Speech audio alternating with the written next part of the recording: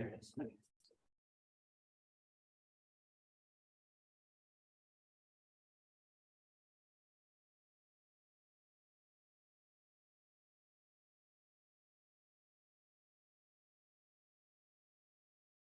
I wonder, were you guys in the other room last Saturday?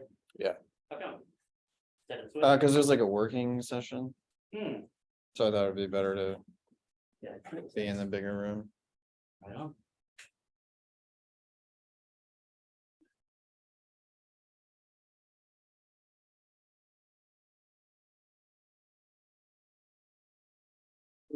Starting something? No, I know. Things that happen. Oh, Just getting the folder made. oh, for what? Day 6. Whatever we're gonna do.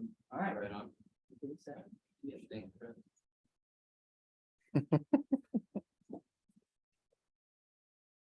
Okay, well, we got a lot to do today, so Do it. let's let's strap in. Um.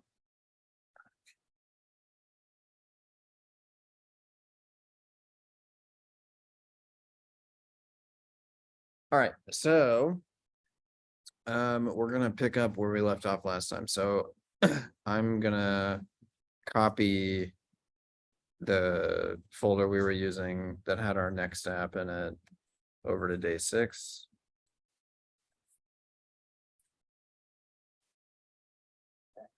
Oh, the Airbnb, right? Yes, yeah, Airbnb, yeah. Yep. Morning. Okay, so that should have your environment, which will have your database URL. And then in the source folder, you should have our with the server folder with our DB and then our model that we have so far. And then within pages, we've got one API route. The page. Yeah, I had some authentication issues. Oh, wait a minute, within pages, there's a folder. Oh, Yeah, within pages, there's a folder called API, which is where our route handlers go for doing our backend stuff. And most of, like, we're ending them with JS, and I noticed if we had used JSX, I guess it's just a. JSX is for the front end. Okay, fine. Yeah, so I got you. yeah, so whenever we're doing like a React page. And then we've got our index.js, which is kind of the like entry point for our app, which we haven't messed with quite yet. We haven't done anything there. Okay, so I copied everything over, which should have copied over so it copied over my node modules and everything as well. So we can start the server. And how do I do that? PM start, Close. Run dev. run it. Run dev. Oh, did I? What's the problem here? Did you not go into the directory? Yeah, so I'm not in the right spot. So we'll move to, oh, that's annoying. That's fun.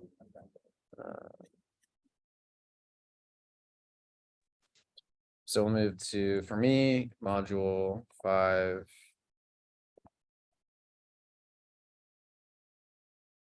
Day 6, it's done, and then in class.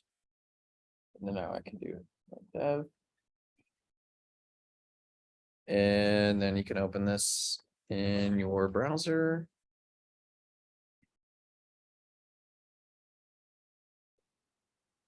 So this is where we left off, and we were doing, /API/listing to kind of mess with our route.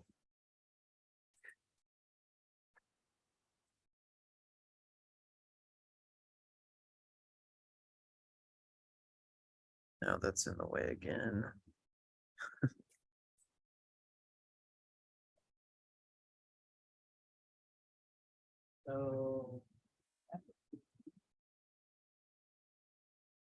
Error. Mondo. Okay. So this is where we left off.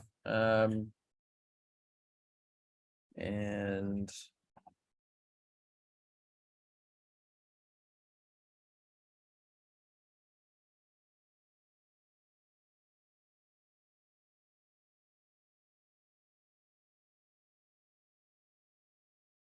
yeah, so we're starting to limit it to just a few attributes here.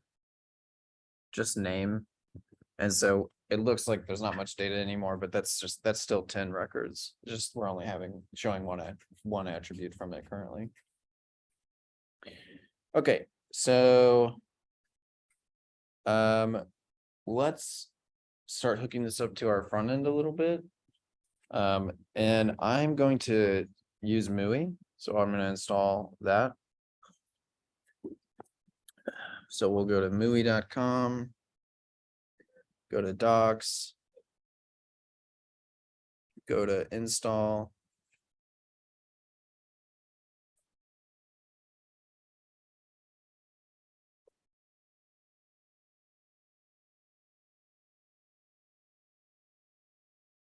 And then I think all we should need is just MUI material. I don't know if we need a motion or anything. But I guess to be safe, we can go ahead and add all of that.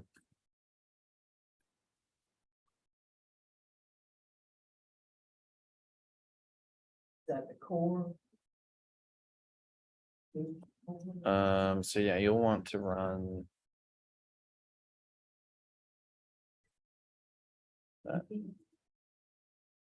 Based on dependencies, npm install app material UI core.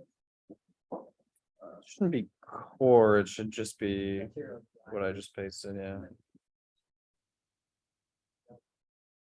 App motion, react, app style. With style components, default installation.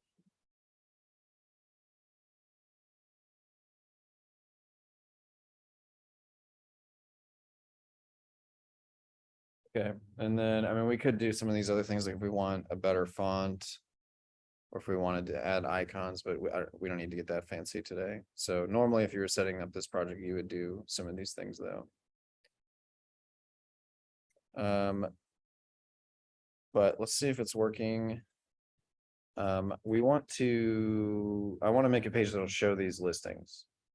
So we'll do like cards basically to show the listings is what I'll start with. There's like a lot of stuff that Material UI, this library provides for layout and things like that. I don't know how much you guys dug into them, but they have something called a stack. They have, like, see this, the layout section here. They have box, which is their version of a div, then container, which kind of like will contain your whole app for you and kind of just put padding on it. And like, if you want to not get too wide, if the screen gets like huge, grid for like laying out stuff that might be like multi-column, and then stack I use all the time. It's simply just like if you want stuff to be like in a row or in a column, and it's quite useful. So I'll use stack, and then I'll use a card. I feel like half the time I do anything, it's a stack and a card. Stack and a card. So we can go to their card and kind of just pick one that works for us. I think probably just the basic would make sense, but potentially like there is an image I think that's provided in some of these, so we could show the image in the card if we wanted to as well. But let's just start simple and kind of go with something like this.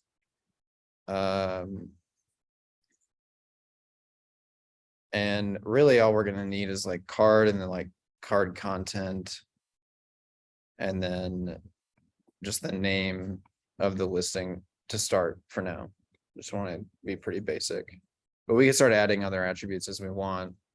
And they have all these kind of like pre-built sections for you, like header and then the content. And then this is called the action area where they'll have like buttons and stuff like that for you. So usually all the kind of layout stuff you would need has been pretty well thought out for you. But let's go to. So we've got our, right now, we only have this index.js page. Which index.js is just the root of the app. So whenever we just go to the root of the app, this is what we see. We could hijack this if we want to, which probably makes sense. So let's do that. So let's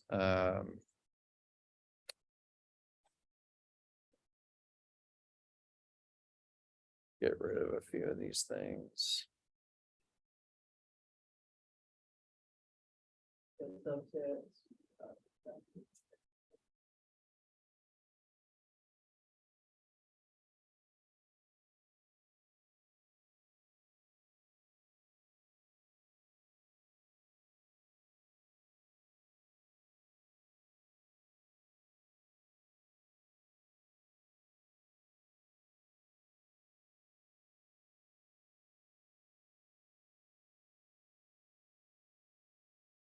They're just kind of deleting almost everything in there, except for they have this like special head property that Next.js provides, which allows us to set like the head part, like the title and things like that inside the JSX like this.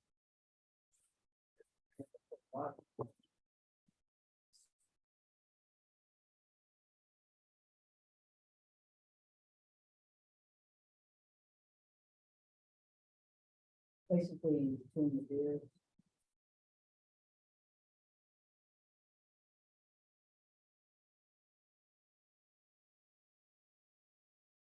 So let's just put, the other thing, if you're, you don't have to do this, but if you're using Material UI, they also provide this typography component. Which is kind of nice to use. They have all these things where like, if you use Movie the right way, you can then just like set up this global theme file and just like override everything in the app and just make it look completely different without having to like go change a bunch of stuff in your app. So if you use their like typography component and then you'll see they have like H1, H2, H3, H4, subtitle 2, body 1, body 2. Like if you use the typography component and then you specify which one you want with this variant property. So you do typography variant H1, variant H2, variant H3, which is basically the same as saying I'm H1. I want to use an H1 or I want to use an H2. If you do that, then in your theme file, you can say like, make an H1 this big with this font, with this color and things like that. So you basically like, a designer on your team will be like, here's how I want the app to look. Here's the fonts I want to use, and here's how big I want things to look. And basically, you pretty much can get everything you need with this amount of variation. Like usually they're not trying to have like a bunch of different text styling in the app. Usually like H1, H2, H3, subtitle 2, and body 1 is like enough for them. And so like you would basically, if you use all these things, then you can just like style them in one place. And it's really nice. So that's a pretty good practice. So I'll do that. I'm just gonna put a typography. Thank you.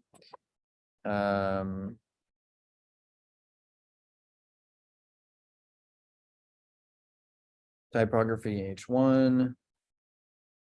And then just put like Airbnb or something. Let's just see if this is.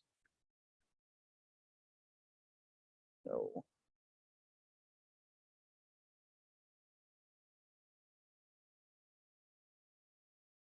Oh yeah, and they've got that like crazy style thing going that we're just gonna just delete. And we can just delete that file if we wanted to, but okay. So now our root page just says Airbnb. Okay. And if we want, we can make a new page within here. I think this is a good idea, yeah. And we can call it listings. Or actually, let's make a folder within pages called listing.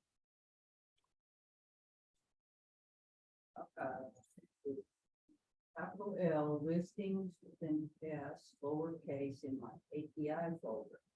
Is that the wrong place? You have what inside your API? folder? Listings. Yeah, that's fine. So the API folder is our Oh, backend, but we're now making a folder inside Pages oh, called listings. And then we're gonna add an index.js there. Lower.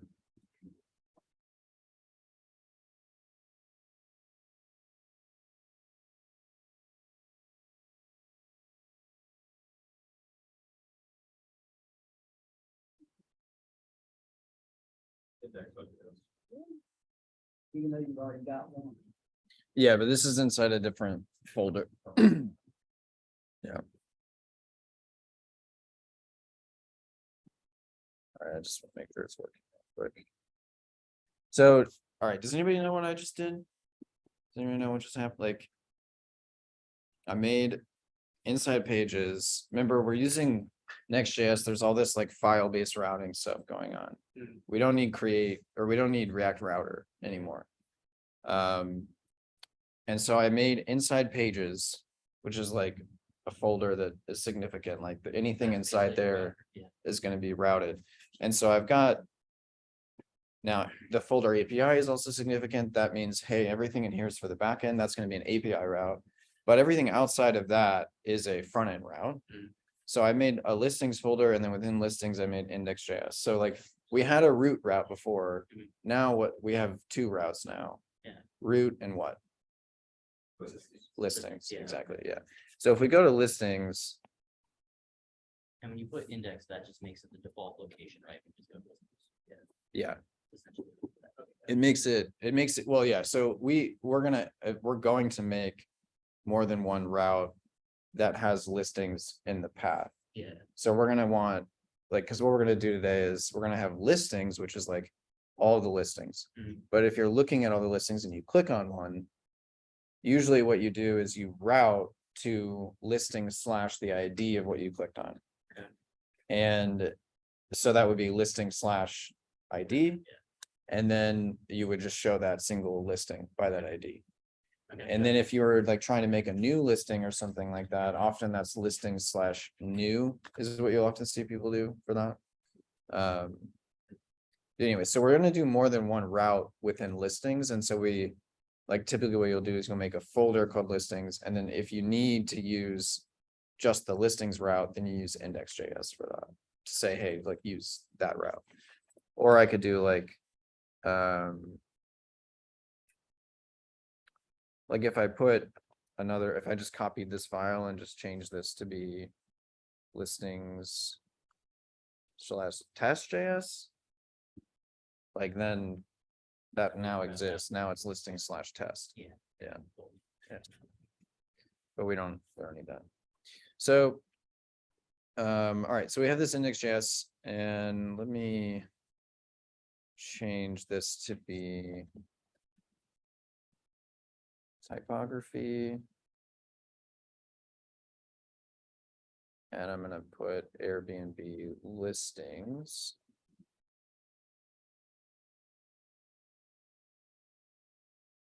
And then beneath here, I want to put a stack. This takes a direction, I think. Well, it's not imported yet, so it doesn't.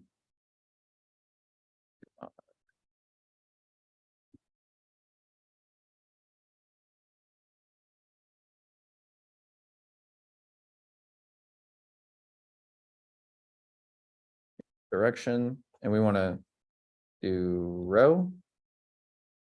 I know that property exists by having read the docs before, so if we want, we can go back to React or Material and look at layout, stack, and just they'll give you all the different examples you want.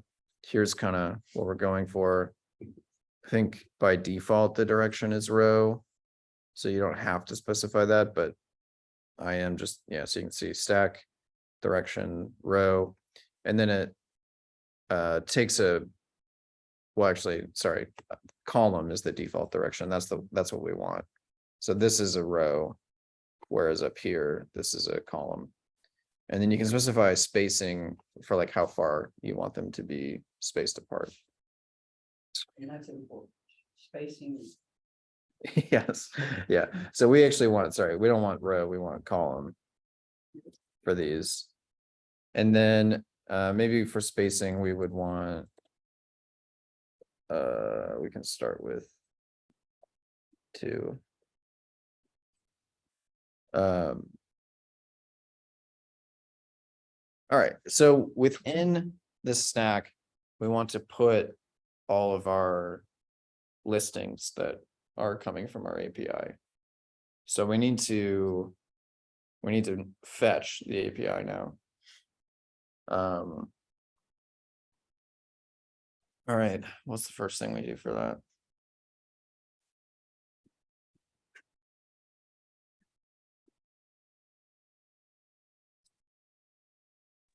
Create an async function called fetch listings. And you want to await fetch from like /API/listings.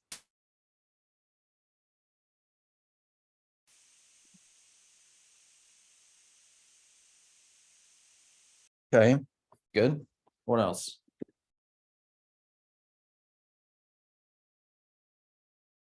Is that response.json? Good.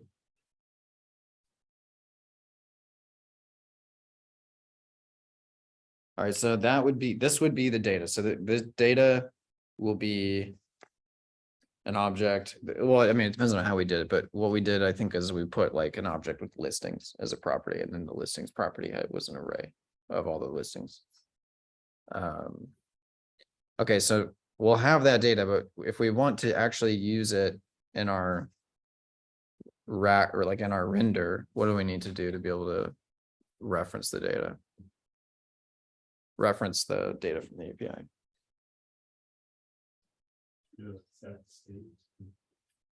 Yeah.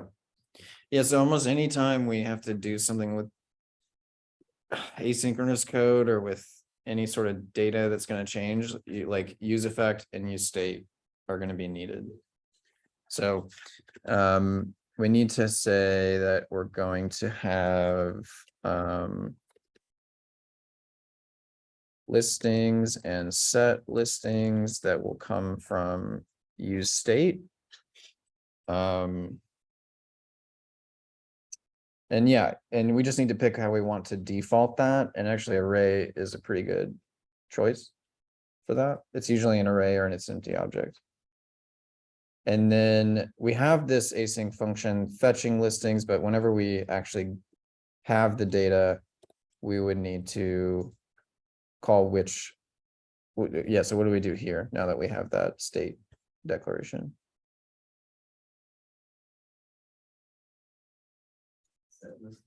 Yeah, set listings. And yeah, so I'm pretty sure, let me just double check. So in our API, if it's a GET request, we get the listings and we respond. Yeah, so we have listings is the key, which is then going to be an array. So yeah, set listings should be data dot listings is the way we that's the way that we set up our API. Okay, so now listings will eventually get an array of all the listings, assuming we actually call fetch listings. And how do we call fetch listings correctly? We can call it, but it's going to get called a lot unless we do something. Use effect. Yeah. So use, use effect, and then we give it this empty dependency array, which like you should just memorize, just basically means on mount, which means like first time this loads. So yeah, we'll do that and then we'll call fetch listings. So this is a very common pattern that you're going to repeat over and over and over again. Set up some sort of state to hold something, set up a function to call the API and set that state, and then only call that function one time. by using the use effect. Okay, so now we can reference listings down here in our stack. And we have to kind of do since we're trying to create stuff on the page for a bunch of different elements, we have to do what?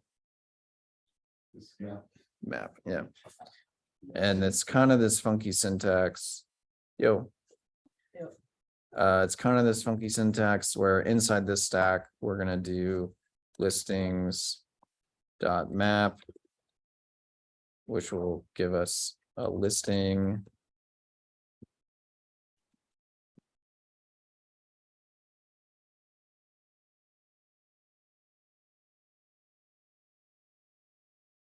It's not really what we want, but return, we want to use a card.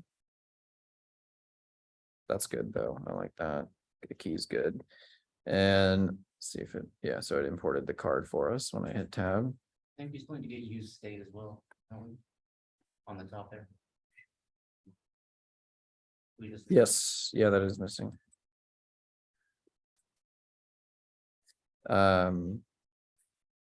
In here, we want card content.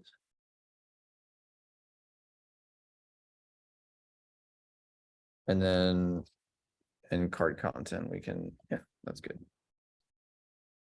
Enough. Okay, so I don't know, I've always kind of found this syntax to be kind of hairy and a little funky, but inside the stack, we're putting multiple cards essentially for each of the listings that we have. So we map over all our listings and then we're just pulling out. It's always, if you have in React, if you have like a list of something, Mhm. it's always, they always want you to put a key. So you'll get a warning if you don't put a key. It's just a performance thing. So it like knows, like if data changes, it can like only update certain things that it's just a Yeah, performance yeah. thing. It'll work without it, but you'll see that warning if you don't give it a key. And often if you have an ID, that's a good key. So you'll see, people will use the ID for the key. If they don't have an ID, they'll use like the index. Yeah. Like 1, 2, 3, 4, 5. So, all right, so we have the card, we have card content and then typography, and then we just have the name in there. So let's just see what this looks like. Exactly how I set up my coffee shop too. Well, I deleted test, so test is gone, so I need to go and notice that next just has like a default 404 page for us. Yeah. And then we'll go to listings. And we have our header, and then yeah, our listings are showing up here. Now notice, whenever we load, there's like a moment where you see the header and no data, and then the data shows up and then it re-renders. And our internet's pretty fast, especially when it's just talking directly to your computer. But if you can actually throttle it, which is, I don't know why there's not more. I guess I could add my own custom, which I really should do. But fast 3G is like really slow. And the other frustrating thing is if you throttle your network, it has to like load the whole Next.js app. So it's like loading all the page data. It takes forever. Yeah. But eventually this will run. So a header and then data. And so most of the time, if you want to make a good experience for people, like loading states and loading indicators are a huge thing.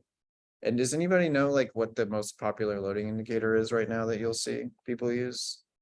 Like think about when you load like YouTube, or if you load Twitter or whatever, like what do you normally see? There might be an hourglass. There's might be a circle, but like the one that's really nice right now. Skeleton. Yeah. You'll see like they'll have like these like flashing things that like look like what's eventually going to be there. And so you kind of feel like you already kind of know the layout of the page, and then it replaces it. And so that's like, if you want your page to be really nice, like that's kind of like kind of the standard Kind of ghost flow. of like what's really good, and MUI has skeleton. So they provide that as something you can use, and you can see like there's like a shape to it. Yeah, And so you want the shape to be roughly what's gonna be on the page. So what for our page, we might do like the skeletons that for all these rows, basically. But Then it fills in as. Yeah. You know, it's top and bottom. but that's a lot of work. And so I typically start with like a progress. And they have like a circle indeterminate, meaning it just like doesn't have any like percentage. And then there's like determinate, you somehow know how long something's gonna load, but that usually don't unless it's like some large file or something. And then they also have these like linear ones like that. So I typically do like one of these. Oh, favorite color. Pretty good.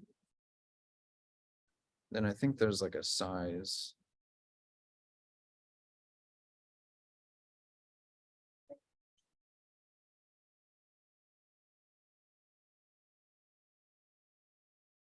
Color size, yeah, so.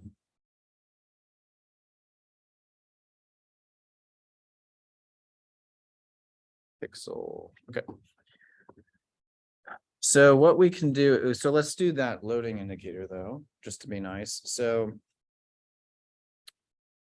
Anybody have any ideas on how we might do that? Probably you have to import or because it's part of movie.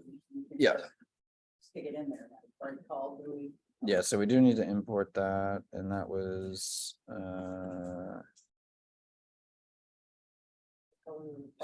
circular progress. Okay, so we have that, but how do we? So we want to show the listings once they are there, but while it's loading, we want to show the loading indicator. So how do we pull that off?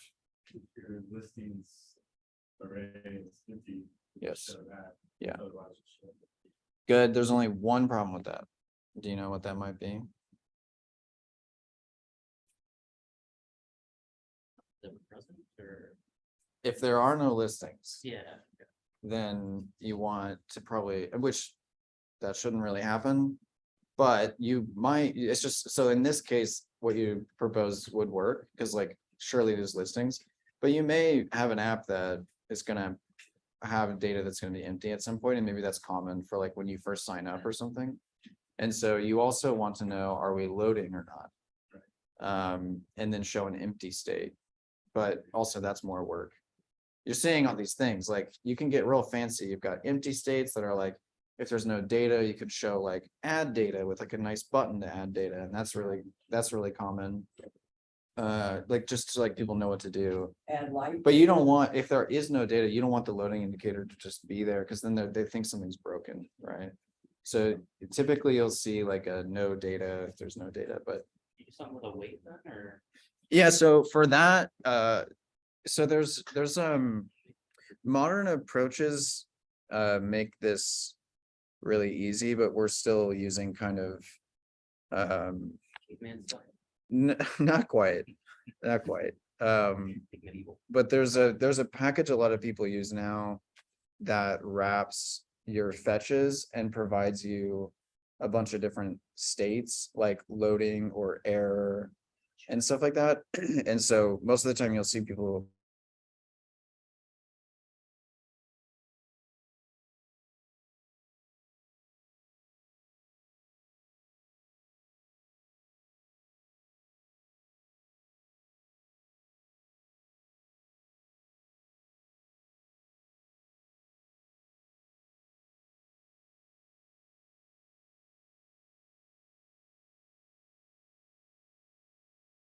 use that package and use that, set loading true. And then once it's done, we would say set loading false. This is what people would do before we had the fancy library that a lot of people use, which is called React Query. And so now what we can do is essentially we can say here we would do something like listings dot length greater than 0 and then above it we can say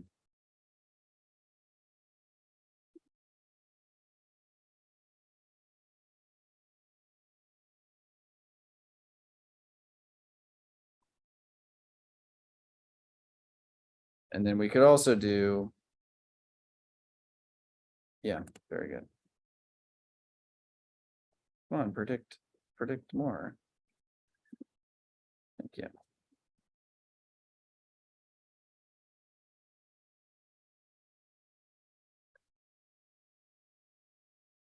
So yeah, now we kind of have this 3-state kind of thing going. We've got progress if it's loading, we've got an empty state if there are no listings. And then we've got listings. Yeah.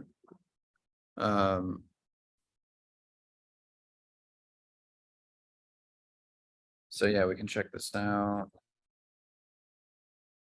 So the search parameters may be turned over.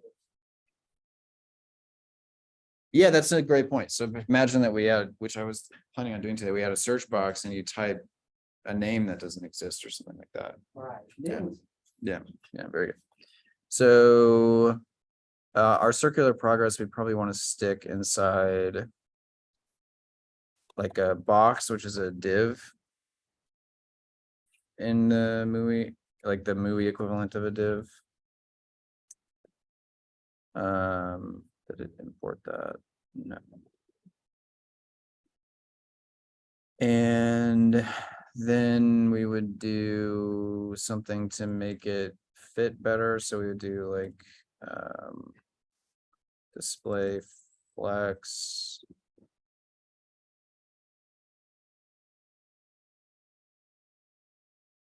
I'm getting errors, by the way. I should check out and see what they are.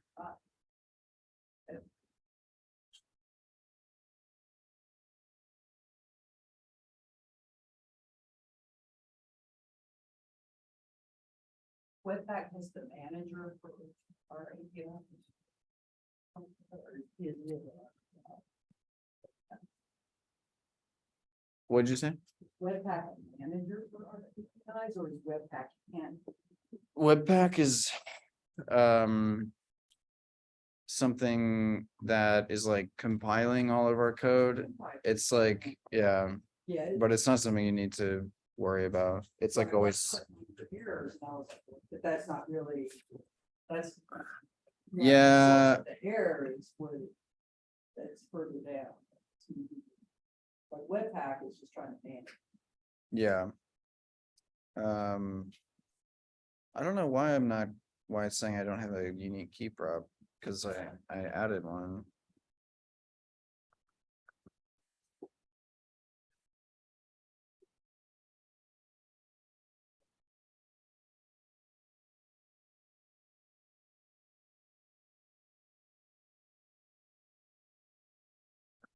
It might be well, it might be I might have to look at the card and see if it takes like a particular.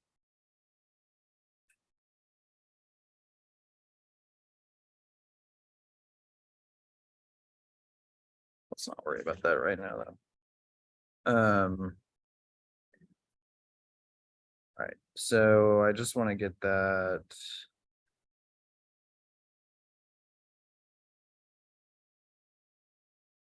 I want to just, well, actually, what people would normally do to get this figured out is we would just hard code it so that the loading indicator would be there.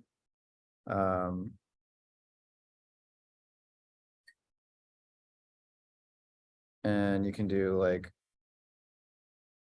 something like this. All right, so now I can like effectively get in there and try and get that to be where I want it to be.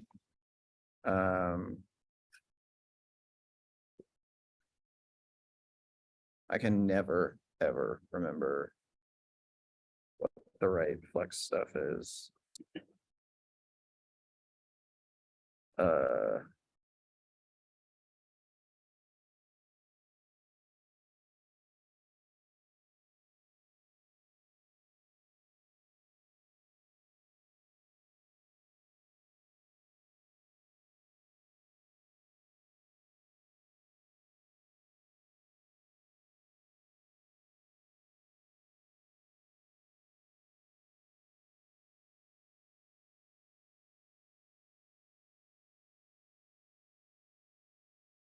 Feel like they were.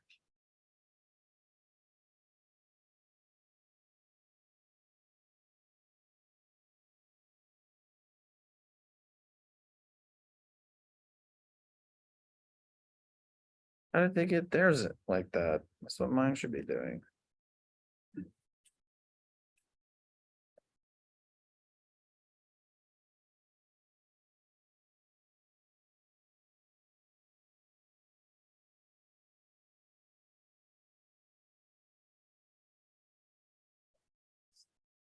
By content, so.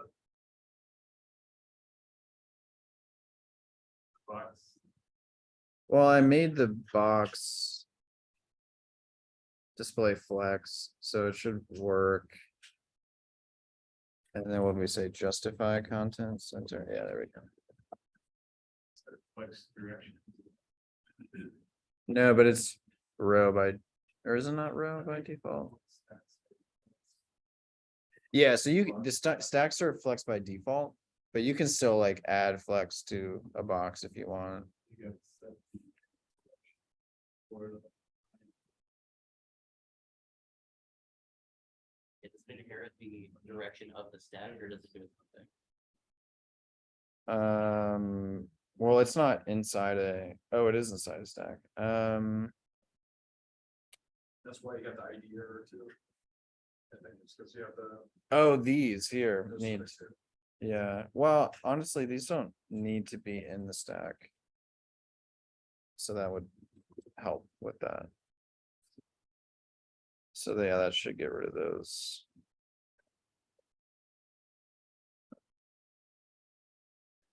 Still. Well, there's only one now, so that's good. I was getting a bunch before.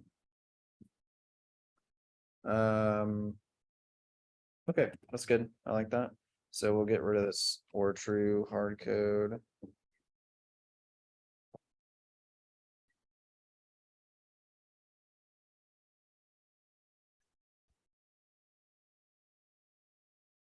All right. So it loads pretty fast, so it looks a little like, you know, it's happening really fast, but like normally if it's deployed and you're like actually doing real data and everything, it would take a second to load and not look so like flashy like that. All right, cool. So, all right, that's enough fancy stuff. So we've got the listings here. We could add more properties. We could add images, you know, we could do all that. We could format them to be more than one column if we wanted to, or we could center, you know, there's a lot of styling we could do, but that's not what we want to be learning today. What we want to do is, okay, well, imagine one of these is the one you want. Well, then you would click on it, right? And what do you think we want to do when we click on it? Go to like the fourth page and display more information. So we'll go to a different page. Just like in React Router, we have like a router hook that we could use, and then you could do like router.push to go to a different page. We have the exact same thing with Next.js. So we'll import the router, and then we just need to figure out how to click on a card. You want the whole card to be clickable. So if I clicked here or here or here or here, that like all of those should capture it. And they have that for you. So if you look at the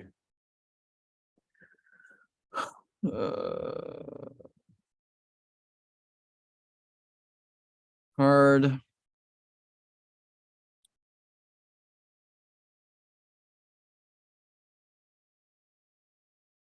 So yeah, often a card allows you to interact with the entirety of the surface. And so they have this card action area. And that just defines what can be clickable, and then you just add an on-click method to that. So we want the whole card, but if you wanted to, like, what's nice about the card action area is if you don't want the whole card to be clickable, like if you didn't want the image for some reason to be clickable, but you wanted this to be, you would just make the action area this piece and not the image. So you get some control there. So Yeah. So we want the whole thing. So we'll do card action area and just move all our stuff inside there. And then we'll just do on click.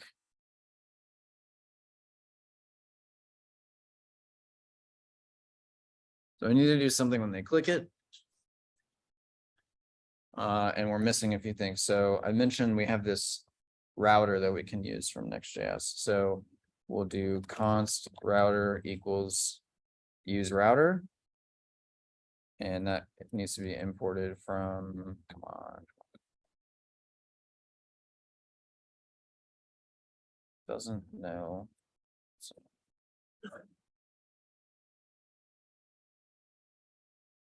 And I'm not positive if that's even right, but.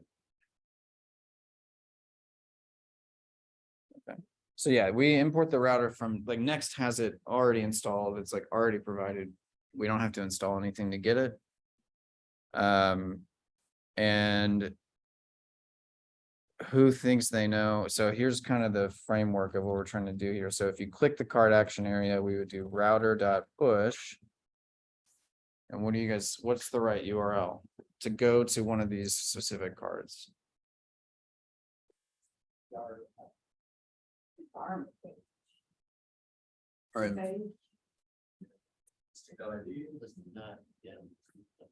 what did you mean by environment page? For the, it's got to authenticate through the, or it's already, I'm sorry, I'm thinking of it loading the full page. Yeah, so we want to do listing, like, so what is, so don't think about anything else besides like what this URL would be. So if I clicked this, what do you think the URL should become? Slash MBID. Yeah, so the same, so listing slash the ID of whatever we clicked on. And the idea, what we're clicking on is the like database ID. Mhm. Which is nice, because then when we load the page, we can say, because it's gonna be a completely different page. Like, it's like, we're gonna set up a new page. And so that page needs to be like, well, I'm loading, I'm supposed to show something, what am I supposed to show? So it'll ask for what the ID is in the URL. And then it'll query the database for that ID. Like, there'll be a route that will provide in our API, which will be get by ID. And we'll just, you specify the ID of what you want and we give that back to you. Yeah. So yeah, we do router.push and then we use our template. And it's slash listings slash the ID, which is right here, listing.id, right?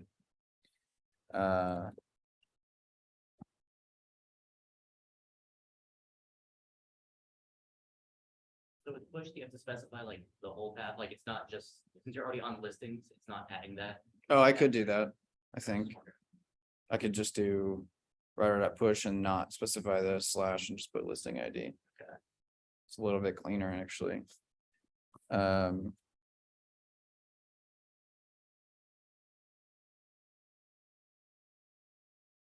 I think that should work. All right, so we don't have that page yet though, right? So we should get a 404 off.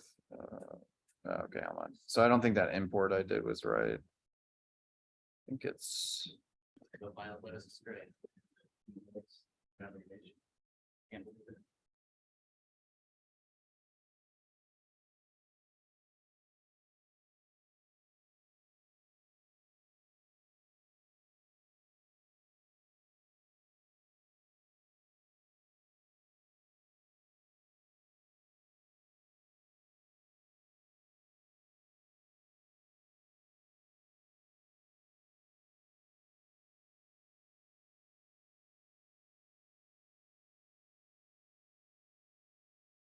so I'm missing, well.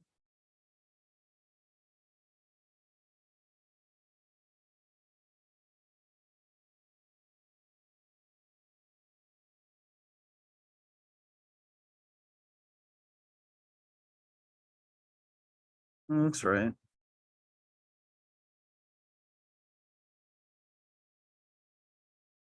Other than. Instead on clicking, it says cancel.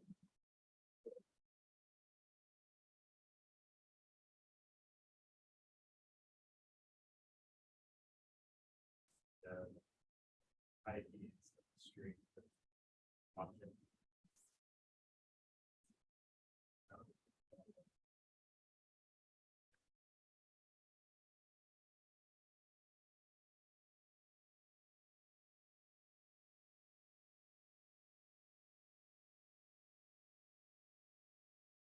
Oh, some of them are missing an ID. Remember? Because they were not formatted correctly. I think the only one that has a valid ID is the test location, but I remember you mentioning that the other IDs weren't actually valid. When we were adding. When you- yeah, so this one doesn't have an ID, so we're pushing to undefined. And so that. Yeah, that's not a very helpful error actually, but yeah, pushing to undefined doesn't really make any sense. So we could like fix our data or we can. I mean, you probably.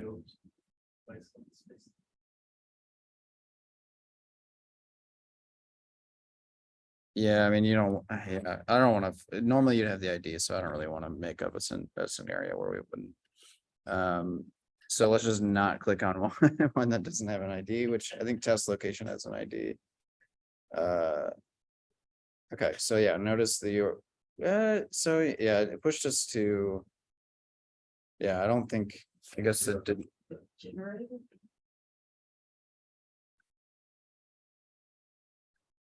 yeah, I think we need to do.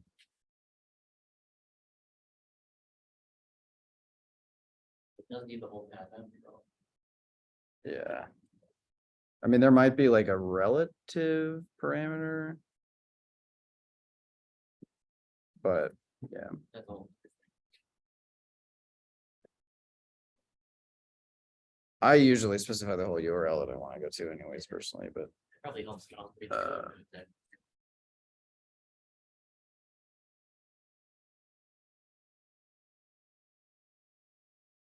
all right, cool. So we don't have this page, so we're getting our 404. Can't see it, but it's right there. So we need to make this page now. So this page though is special, right? It's not always the same URL. It's not like listing/test. It's like listing/ that ID. So does anyone remember how we, the special thing we do to capture that? The brackets and the ID. Mm-hmm. Yeah. Yeah, so inside listings, we'll add a file with brackets and then you just, this is just whatever you want the parameter name to be.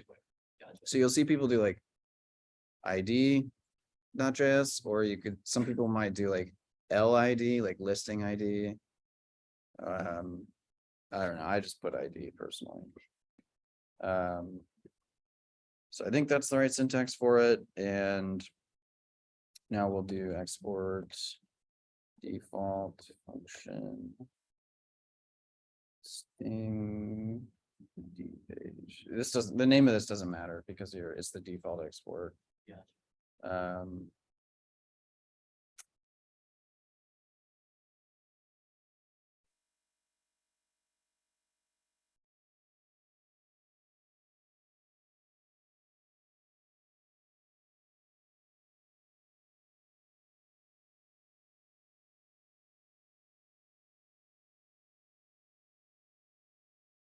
The layout of this page would be not like a card, it would, probably be like, there'd probably be a lot of data. There'd be like a map on it and there'd be like pictures and like, there's a lot to this page that we don't have time to do, but we'll just put the name in here. So we just make sure it's working. We don't have that yet, right? So this is an entirely new page, right?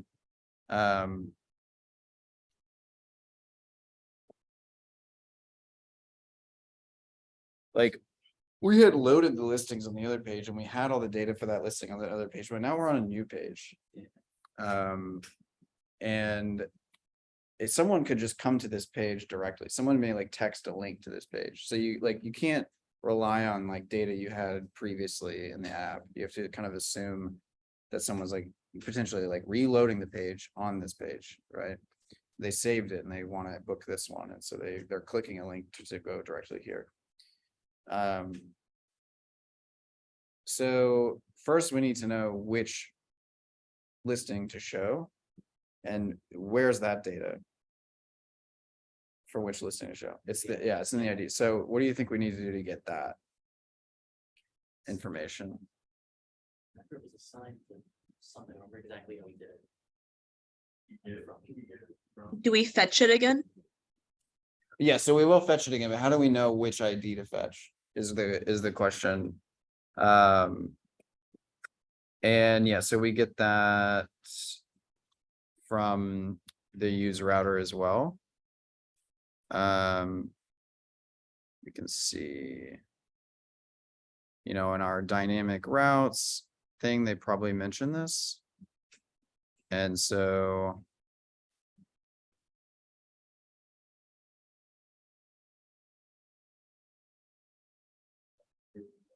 are they calling it slug? Yeah. It's called they a make it slug and That's such a nasty word. Slug. Slug. Oh, no, I'm gonna say. Yeah, but yeah, so we have, slug with drink. yeah, Ugh. so yeah, we'll use router. Better. No.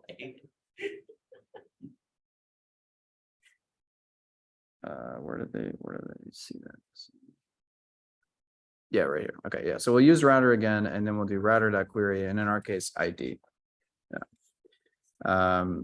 So let me just copy this since it didn't auto import it last time. So we import the router from next. We do const router equals use router. Notice use router is a hook, right? You'll see that this pattern all the time where you like import something and then you like call it like a hook. And then the ID will be router.query.id. I can also do this fancy style where we destructure like that. I think we did that last. Yeah. Yeah, people kind of are leaning towards that style Yeah, it's just pretty. often. Yeah. All right, so that will be the ID that we need to query for. And so, yes, we do need to query now. We don't have a route for this though, so we need to make that route. So we'll go to API. In this case, it's not listings. It would be like listing / ID. All right, we'd probably do listings still because we want to, well, we can make this a folder. I think that's what I want to do. So in our, like, we have to do kind of the same stuff we have to do on our front end router. And so a lot of times the front end routes will kind of mirror your back end routes. So I'm going to make a folder inside API called listings. And then I'm going to move listings into listings and rename it to index.js. Oh, shoot. Not that. We don't want that. Rename that to index.js. And then within listings, we want the same thing. We want this ID.js.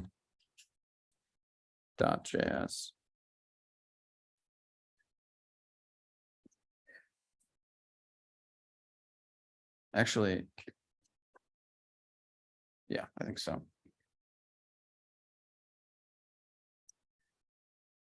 So let's just make sure that because we kind of moved stuff around, let's just make sure it's still working. So if we go to our listings front end route, let's just make sure our back end route's still working.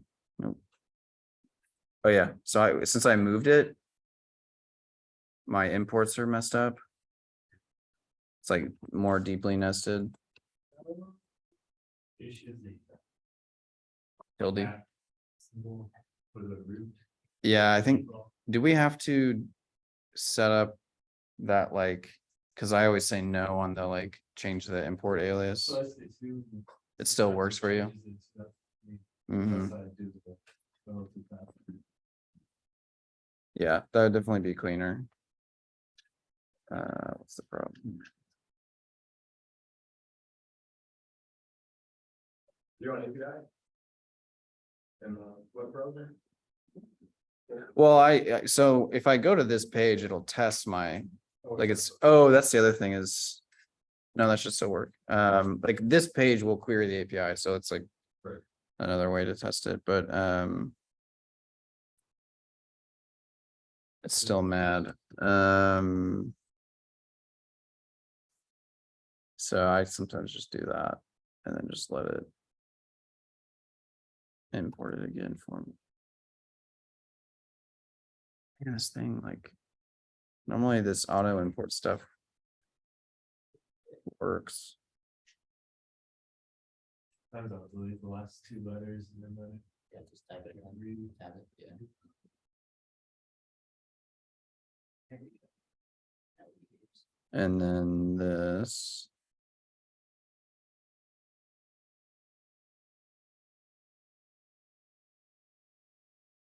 Okay, so we're back to in good shape. Data's showing up. And yeah. All right, so I've got. So that page is working. Now I need to get this ID page to work. We need to provide something for our front end to be able to like ask for a specific listing by ID. It's not something you can do currently. So we'll do export default function listing by ID. Takes in request response. And where's the ID going to be? Where do we pull that information from and on the back end?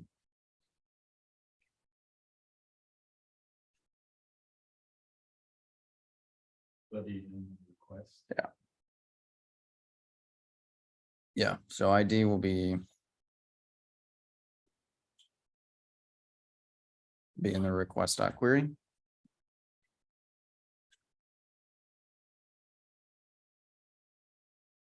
We need to do this DB connect stuff in here because we're gonna want to query the DB. So we need yes, async function as well.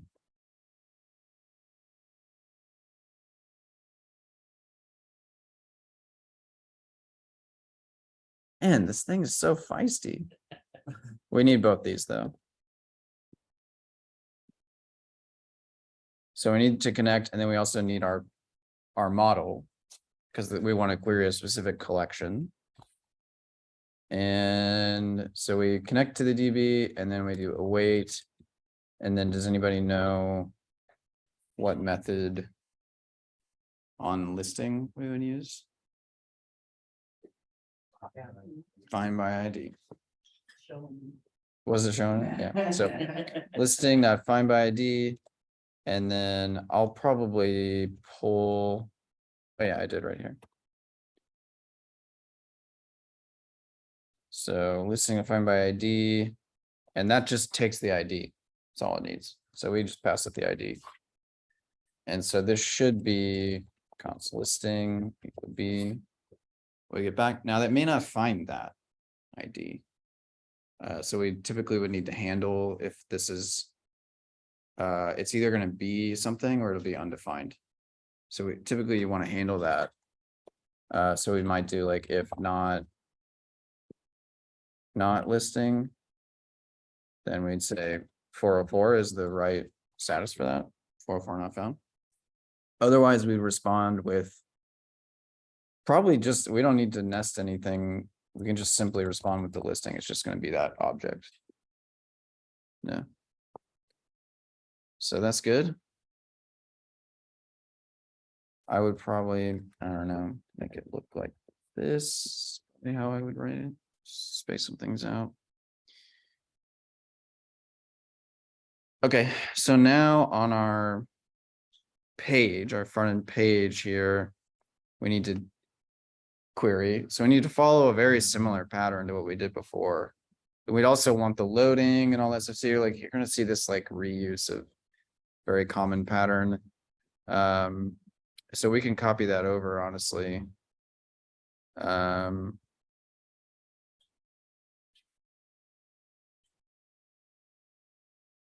So I'll just kind of.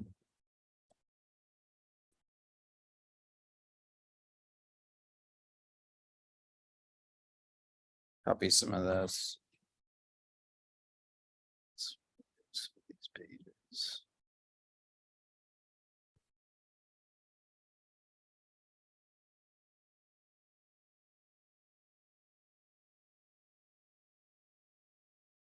So router's already imported. We want loading basically the same. We don't want listings, we want listing. Set listing. In this case, our proper empty state would be an empty object, not an empty array. We're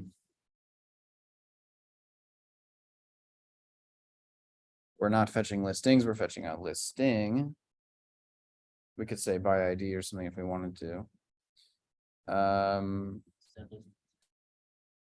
Set loading true makes sense in this case. We're fetching not API slash listings, but API slash listings slash the ID, right? So we need to kind of inject that. Yep.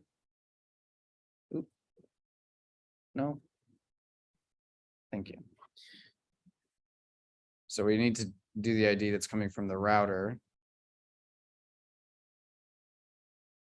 This looks data is response.json, that's fine. And then set listing, and it's simply just data in this case, because we're not nesting it in any way. Set loading false, that's good. And then use effect fetch listing instead of listings. Okay, so in this case,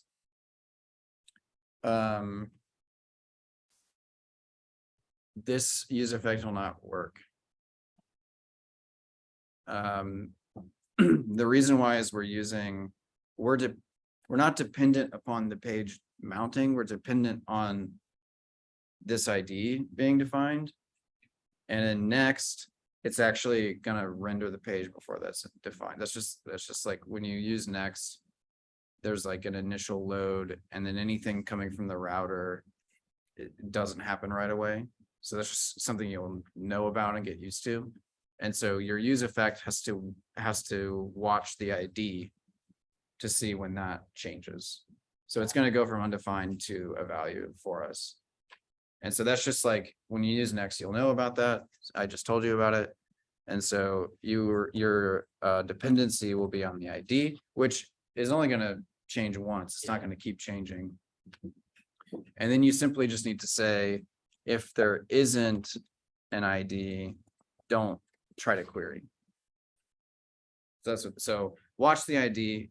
The first time it loads, it'll be undefined. And so this will just return, and then it'll become a value, and this will run again. It won't be undefined, and it will fetch our listing by ID. And then we're not using loading or listing in any way down here. So we need to kind of do that same thing as we did before. I'm not gonna be too fancy. I'm just gonna say, loading and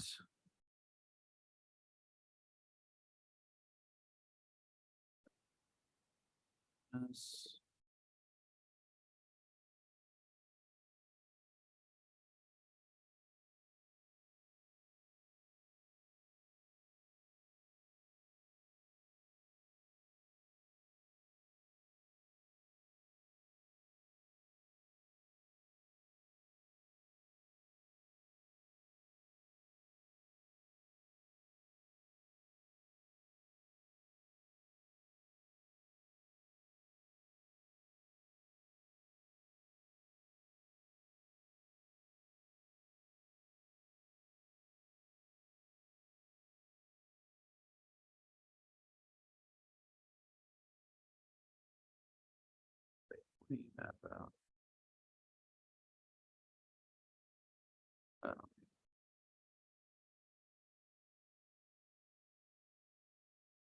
All right, so if it's loading, we'll show the progress. I can't say listing question mark or, is listing defined? Because listing is an empty object and an empty object is truthy. So I'd say listing, does the name exist? If so, then let's show our page. It could be any property on the object. It could be listing, I mean, honestly, actually ID is probably more appropriate. Like if we have the listing, this is just me trying to figure out, do we have it? Okay, I think it's about right. So we can click on one that does have an ID. Oh.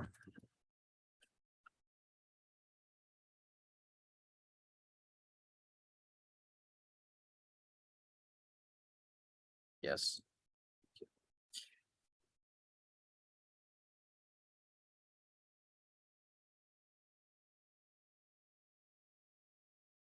Bam. Okay. So. Yeah, I got a detail page now. Okay. We have a lot to cover today, so we could take let's just take a 5-minute break real quick. There's definitely a lot going on. I'd like for the moment review what you've done That'd be good. from the tape. Yeah. Yeah. The view stuff you did. I was worried I was further behind than I was, but I'm following along pretty well. It's just really like the interplay between pages and like passing data is a little tricky. But aside from that, it's pretty straightforward. I know you think it's simple. It's, I mean, it's simple because I've been doing it for so long. Right, but for us, we're wrapping minds around it. Having the server in it or server calls in your project makes it a complete project. It's Yeah. got control over. Yeah. I assume it's one of those things like riding a bike. You do it enough times, you get the hang of it. Although I don't know how to ride a bike, but Yeah. aside from that, something else. It's like a server assistant. Uh, And it is a server. It's the building the window. I'll have to play this when I get home. Plus, I bought 2 guitars over the week. What'd you buy? I bought like just a Jackson, I don't remember the brand, but like for the specific model, but I bought a Jackson guitar that's left-handed for like $500. And then I was like, this doesn't look cool enough. So I Is it an electric? yeah. And then I bought this it's a Steve Vai signature guitar. I don't know if you know who Steve Vai is, Mhm. but he's like a really famous like prolific guitarist. Anyway, he has this freaking crazy looking guitar here. I'll pull it up here.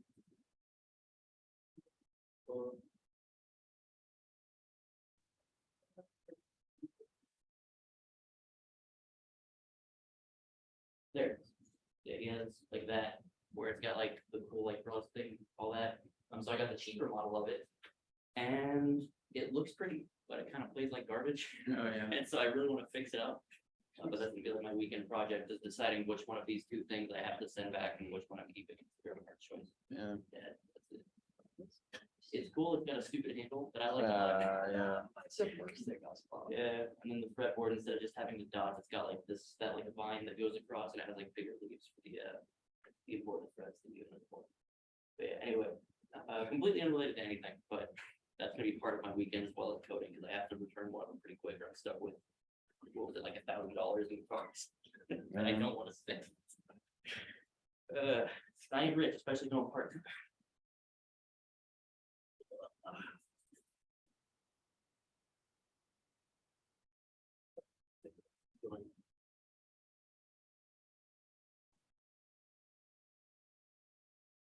Never thought I'd be cold. Oh, poor dude. My air conditioning went out 2 of the 100 days. I say we enjoy it while we can. I Yeah. know, I'm just sitting there going, oh, great. What's wrong with your AC? You Uh, can fix it? Oh my God, yeah. And I have like something simple, a cylinder thing to replace plastic. That goes out on this year's family. Oh, is that what it was? It's a train and you had a manufacturer, OEM, still for 10% of the cost of new and. But that dude's out there, that thing together. I know. Yeah, no, thank you. I do not want that one bit. Exactly, pays good in mind. Mhm. Interesting, they're always so. Maybe it's just.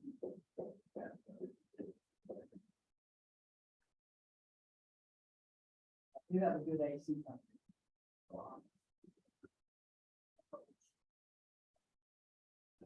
Honest work is definitely the most important part, knowing you're not getting overcharged and taking advantage of where they can. We're giving you some options, like really, you could. You know, rebuild this thing, it's gonna be, because it's so getting old. But one of the things with the problem- Chill about it, part of the fun. Feel yesterday, up to 92 inside. No, thank you. Living in a sauna right there.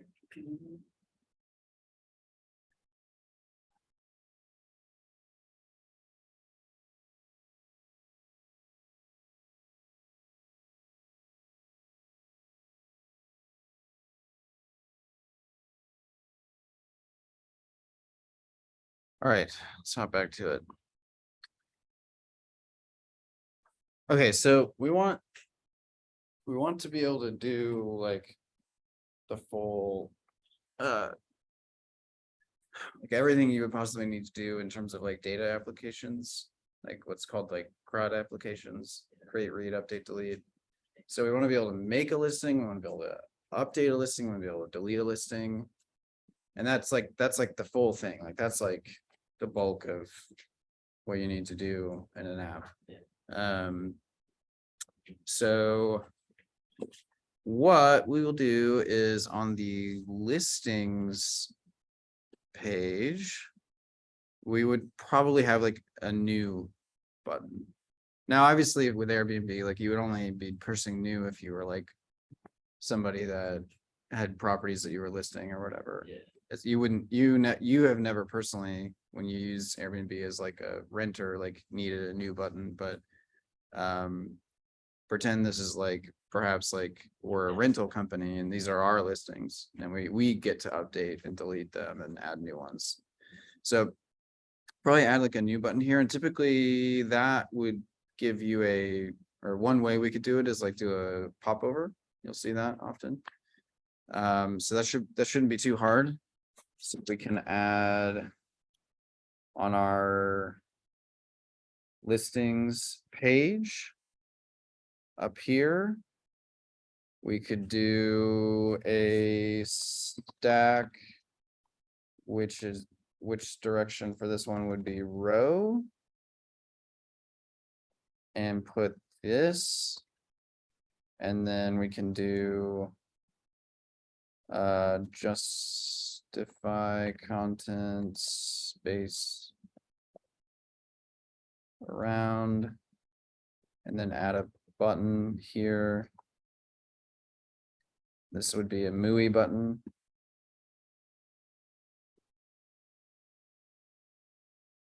And add listing would be this.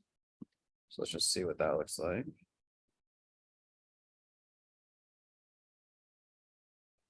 Do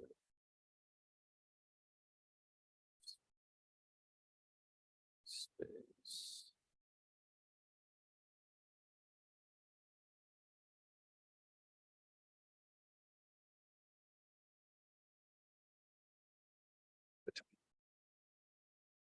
Push them. Right. I don't like that button. Let's be.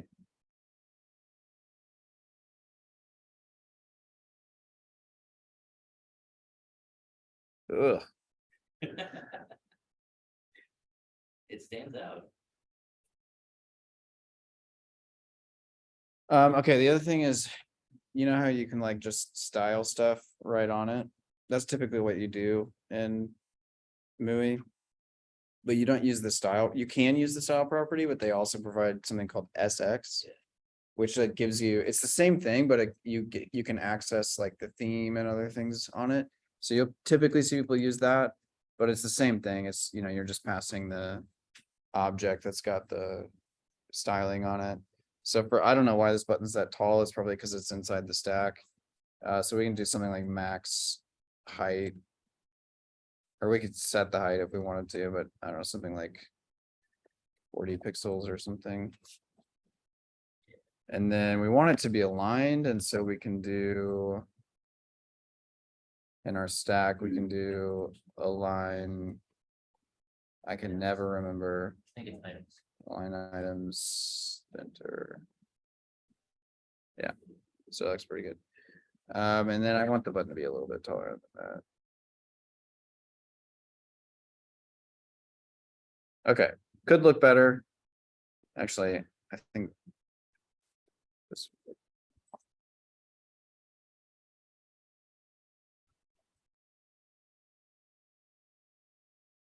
All right. Could look a lot better, but it's okay for now. All right, so when we click this, we want to have a popover. And MUI provides that. Obviously, it provides everything you need. That they call a dialogue, I think. Yes, see? Nice. So yeah, we'll use a dialogue. That's a little bit more complicated to set up because there's like state here of whether it's open or not, you know? So when you look at their example here, they'll have.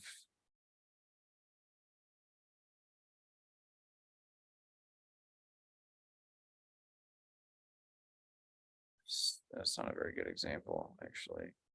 Oh, here we go. Okay.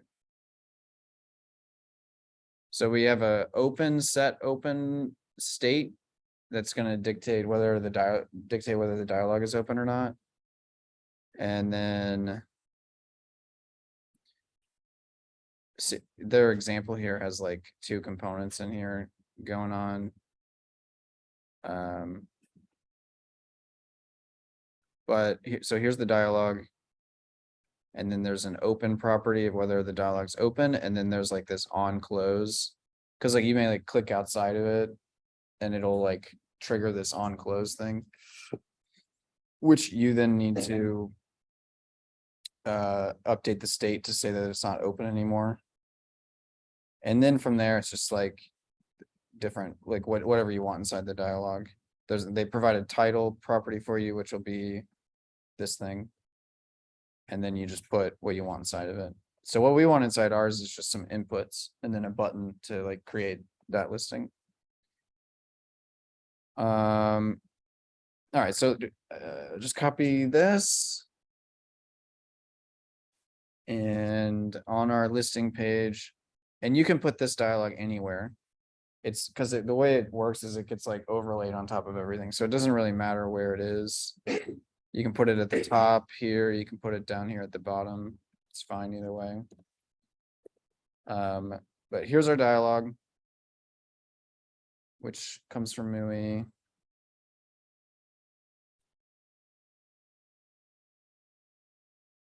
And then we need this on close, handle close, and then we need this open state or not.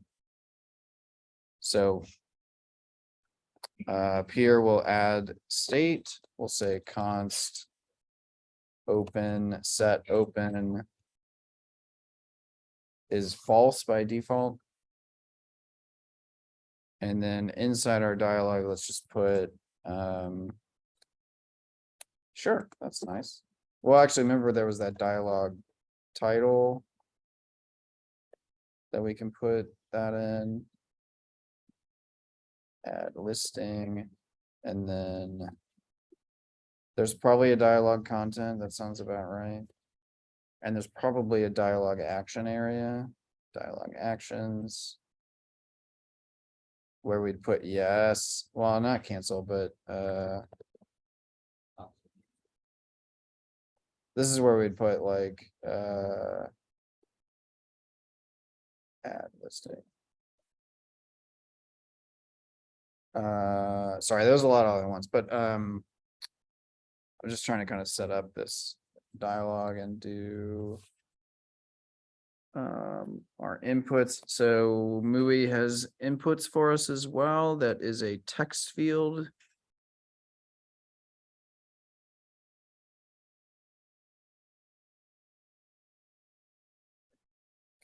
This one.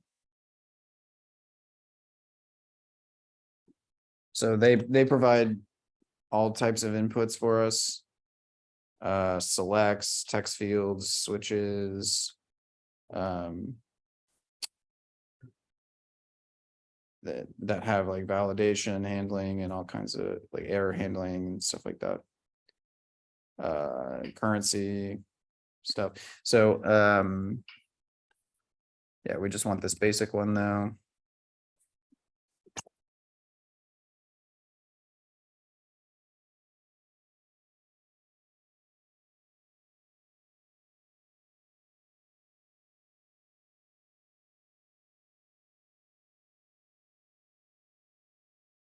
Okay. So let me just hard code this to be open.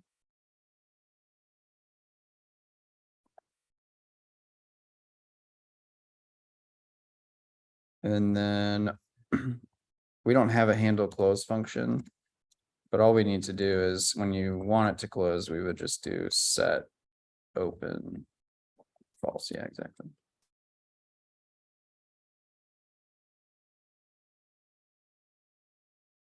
And then not everything is imported here.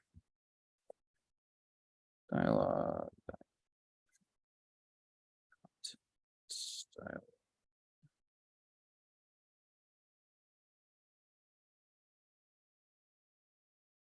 Actions.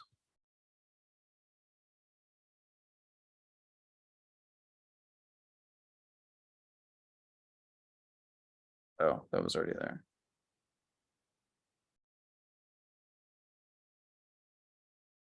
And text field.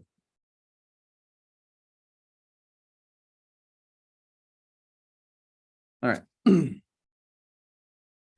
So I set it to open by default, so it's just page loads, just overlays this dialogue on the page. Kind of darkens the background. And then notice it's just as big as however the content is. But we could also set it to a size if we wanted to. We could say be bigger than that if we wanted to. But we just have this one property, so it's pretty small. And then here's our add listing button. So if I click away, it went away.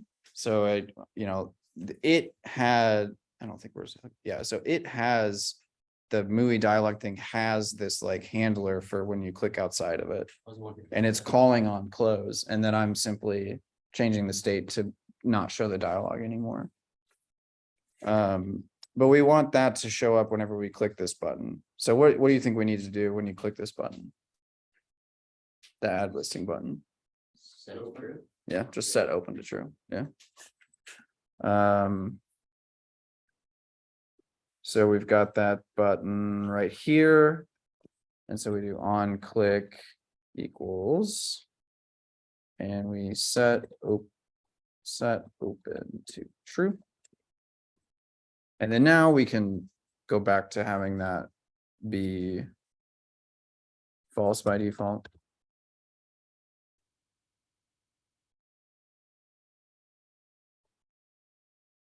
So yeah, now we're, back to normal.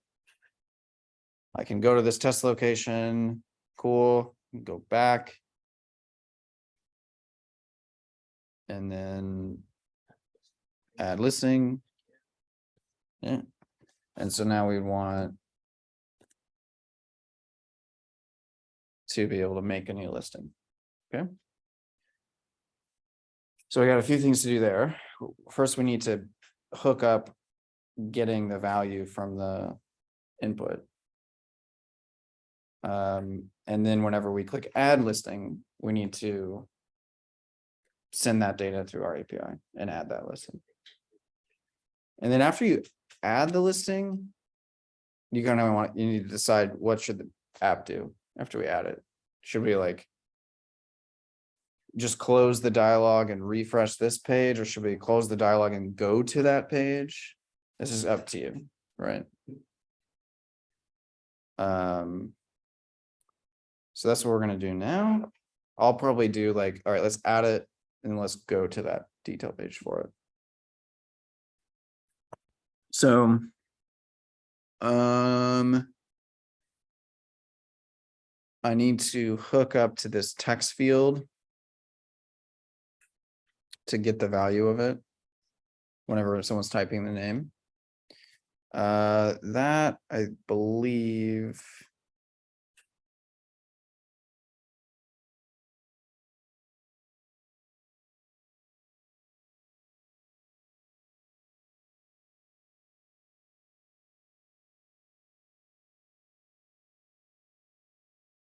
We would just use this state and just do it the way we normally do, but I just want to double check.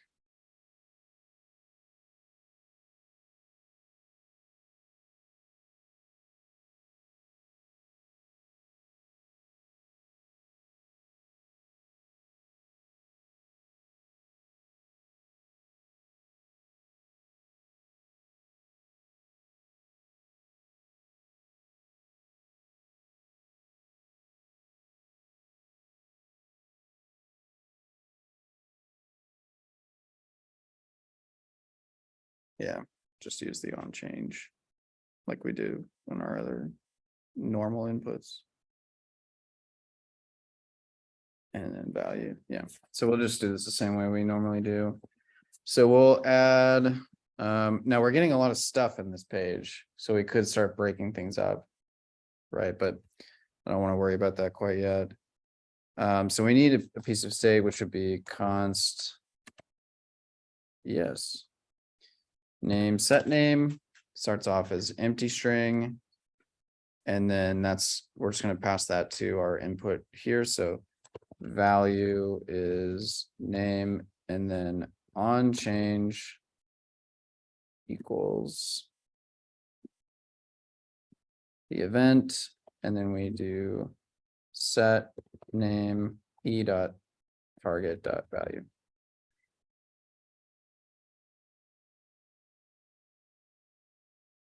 So now we've kind of hooked that input up to something in state that we can reference. Yeah.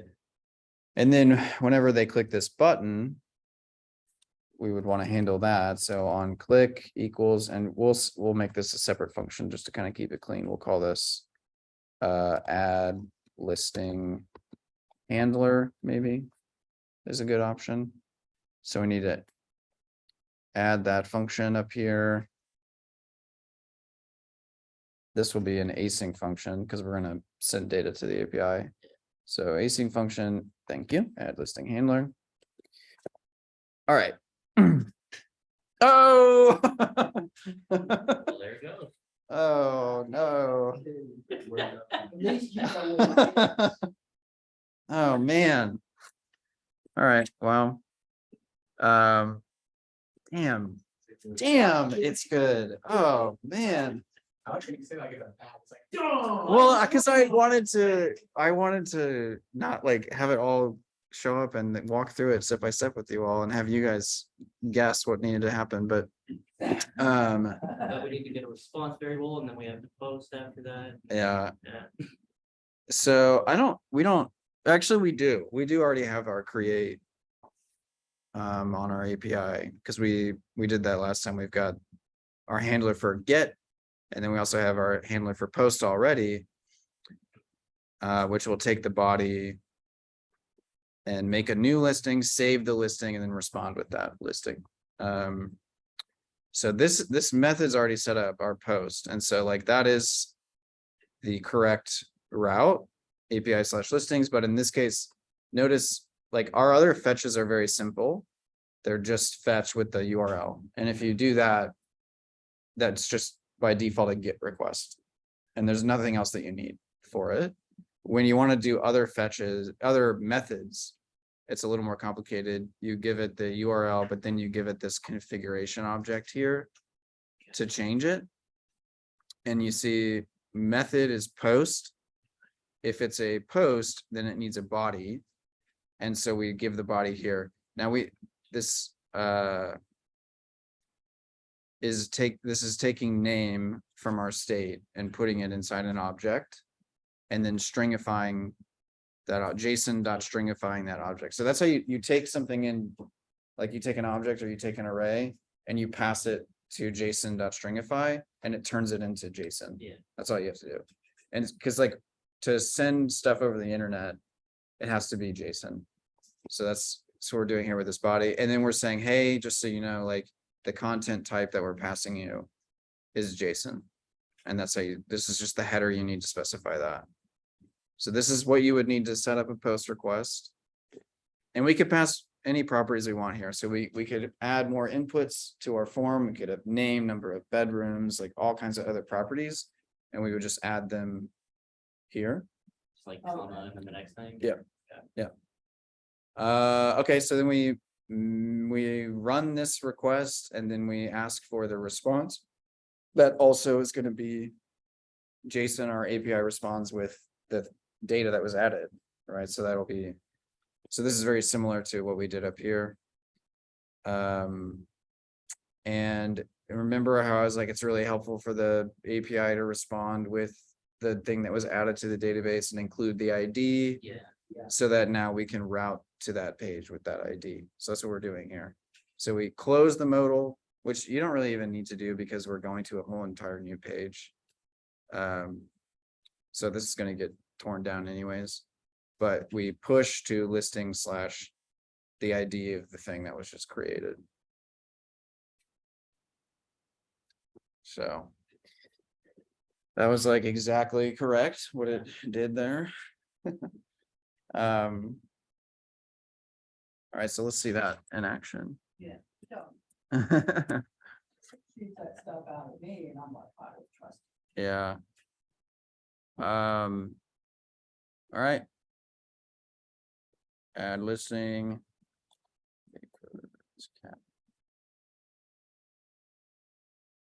Happens real fast. Yeah. And now if we go back. Well, we should add something that's earlier in the alphabet. So we'll add.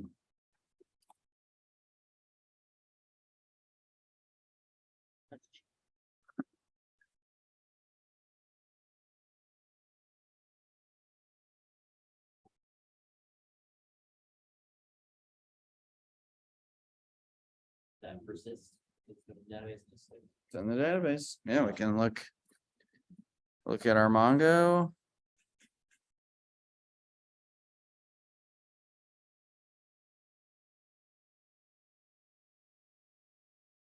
Five 550. There's okay coders camp in there. Sick.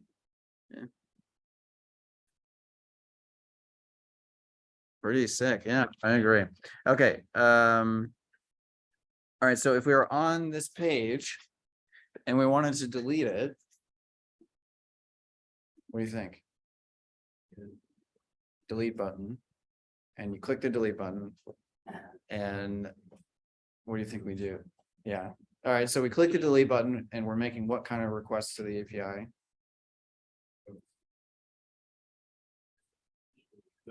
Delete. Yeah. Yeah. Get, post, put, delete. Seems too simple. So delete. And also, by the way, like you could do a post and you could just have your code delete it, like, but that would be, and there's no like internet police that would call you. It's just like convention, Got it. But yeah, we would do a delete. So you would do button, delete, click delete. You would do the method would be delete instead of post. And then what do we need to know to delete something? Just the ID. Yeah, so we just pass the ID of what we want to delete. And then our code calls the Mongo delete, or the Mongo's delete method, right? There's a delete by ID or remove by ID or something like that. That one's pretty easy. So we can do that real quick. Update's a little more, there's a little more like choice you can make with update.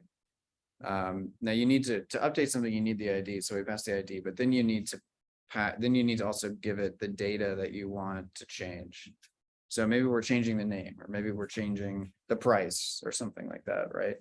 So you need to decide, how to handle that. And typically you will have like a bunch of data already and you're trying to kind of like merge it with this new data. Yeah. So you like, yeah, so you just like pass the property you want to update. And then you just need to make sure that you're not overriding anything that shouldn't get overwritten, which there's like an update method provided by Mongoose. Okay.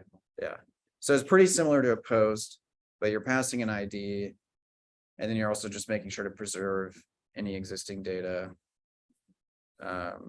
That's already on the property and only adding what is being specified to change.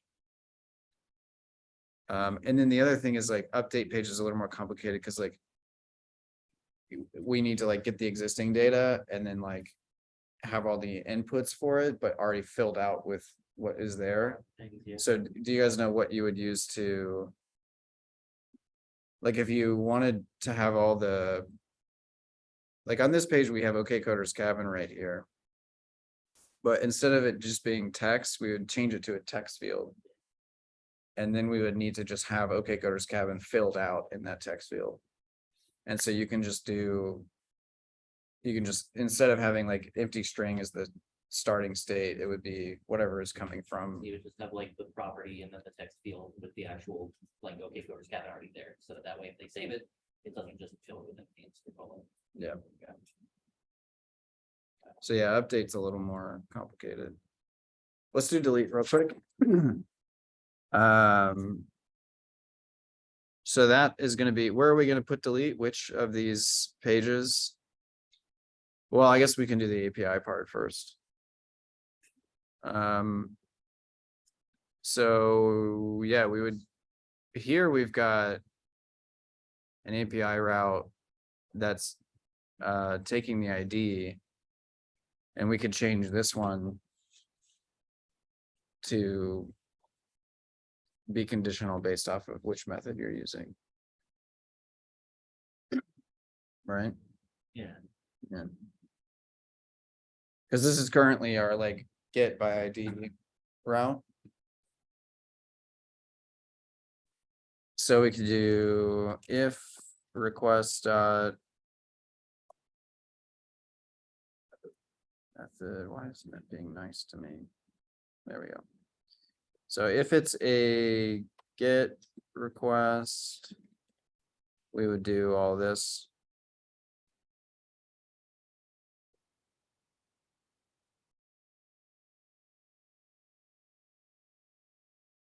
Else if it's a, and this is where we would put the update logic too. So we can just leave this. And then else if, yep. And then else we would say, yes, so good, so good. All right, so the only, yeah, the two things we're left to do on the back end is set up our put and delete whenever we're dealing with a particular listing. So let's just deal with delete for now.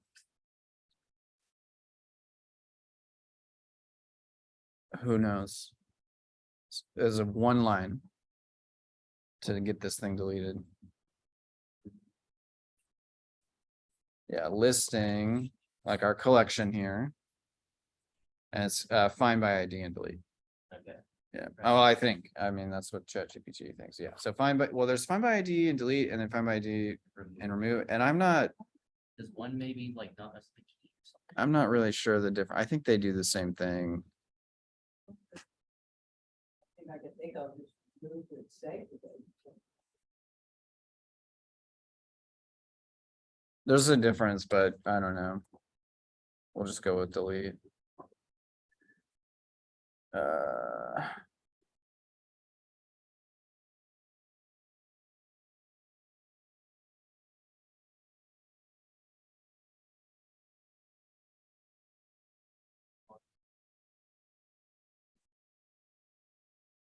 All right, so we want the ID always in all of these methods, so we can kind of stick that at the top here. We also need to connect to the DB for all of these.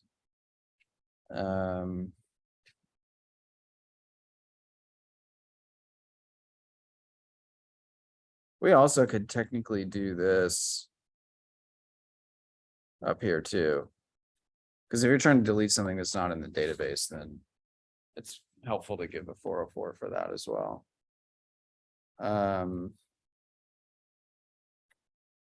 So I just kind of like the get, the put, the delete all need to do something to the listing. So like querying that listing by ID makes sense for all of them. So I just move that to the top. If it's the get, then you just simply respond with the listing. Put, we'll have to do other stuff, but if it's delete, we would do this listing dot find by ID and delete. You might be able to, I don't know if there's a listing dot delete method if you actually have the listing.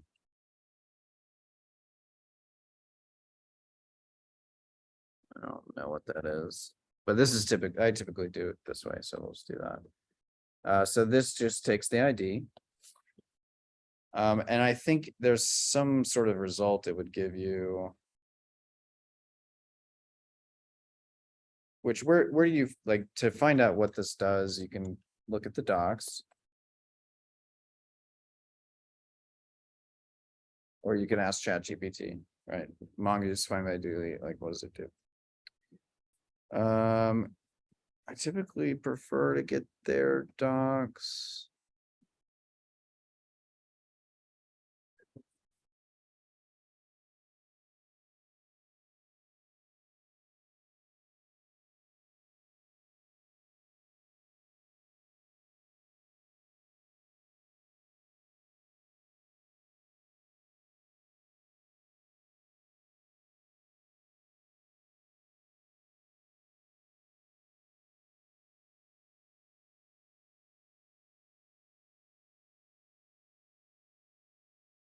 So this one will return. And returns the found document.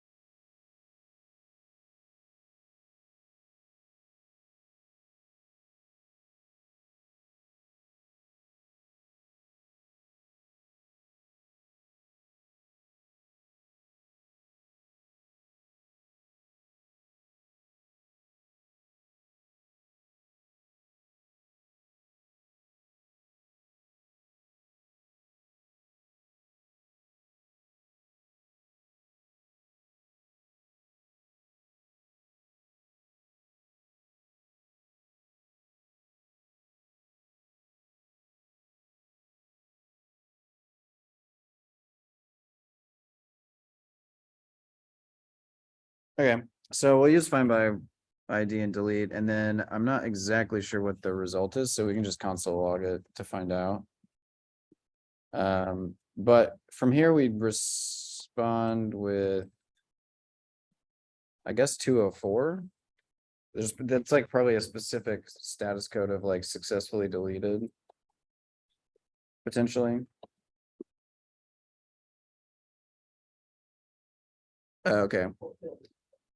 So if you delete something, it's gone, and so there's like potentially nothing to return, you know? So if we don't want to return anything and just give them the status code, this would be fine. So we would just say 204 status code, and then well, we are returning a message though, but yeah. That you just deleted.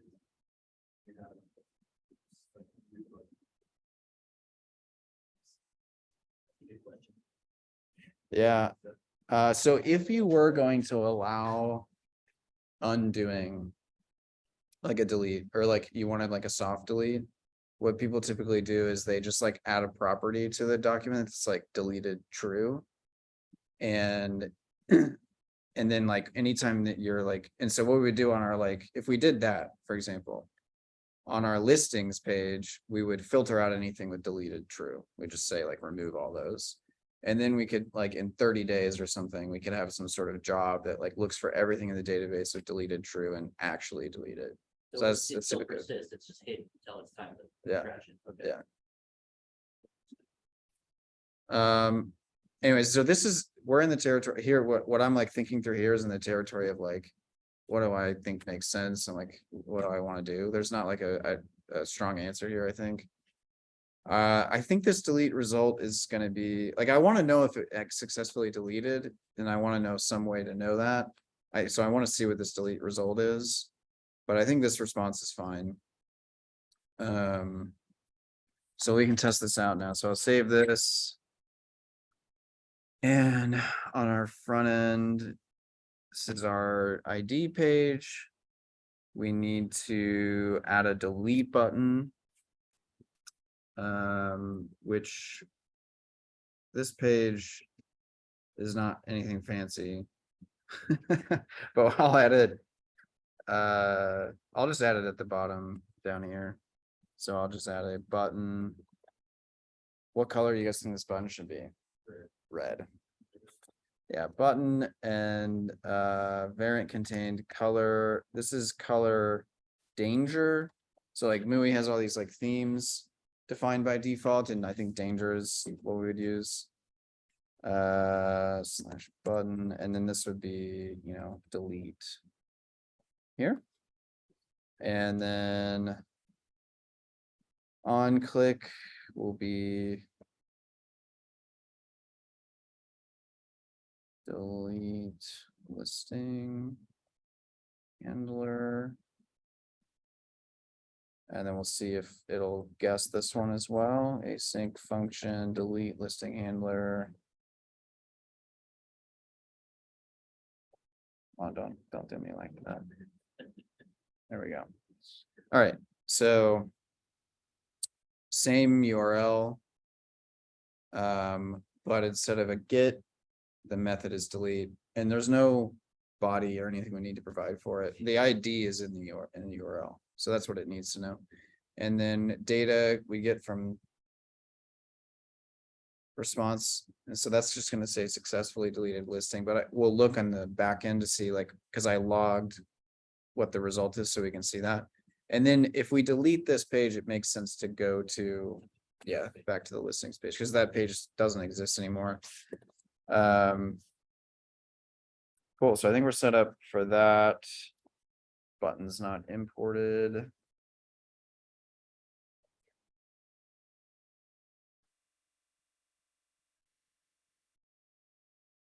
Dark.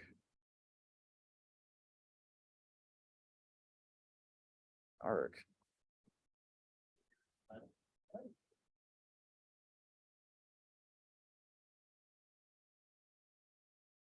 Yeah, that's probably asking for something in the theme, and maybe that's, oh, that's not, danger's not a thing. Okay, yeah.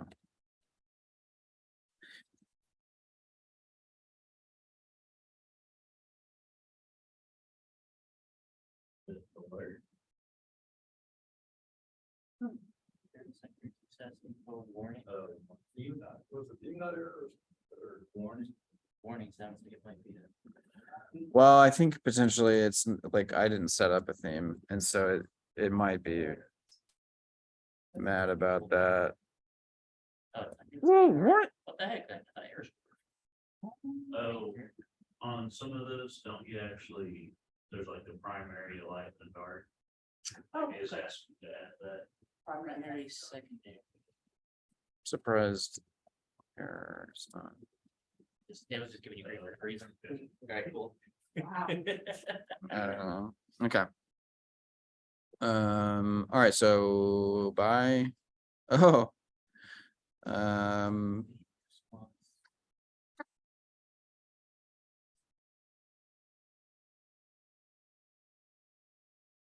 So let's check our logs. Yeah, okay, cool. So a body was attempted to be set with a 204 status code. Remember that status code was like no content. So like we're kind of misusing that. ChatGPT misused that actually. It wasn't me. Of course. But look at our delete result here. It did return the thing that was deleted. Okay. Which I find slightly helpful. So what we could do is, and I think if it didn't delete it, if it like didn't find it, it would return undefined. So I think just to know that it successfully deleted it, you would do, which you're already looking for it up here and responding with 404 if it doesn't exist, so this is pretty unlikely at this point, like that this wouldn't work. But still, you might just do, you know, if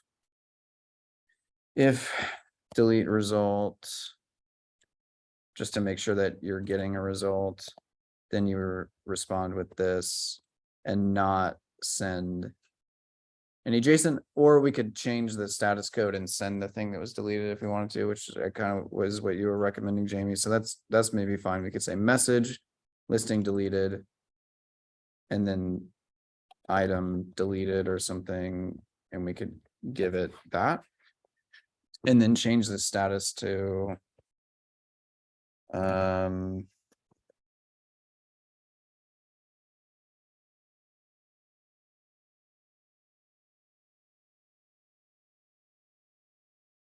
(202).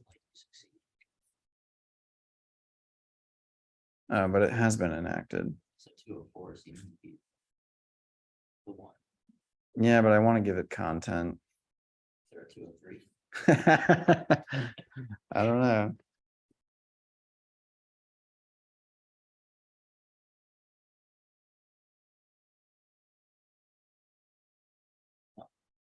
That's exactly what we want. And that this is a cached result, like it's only existing in the server at that moment. It's like the minute that it responds, it won't be there anymore. So, yeah. Got it. Okay, So yeah, that's good. 203.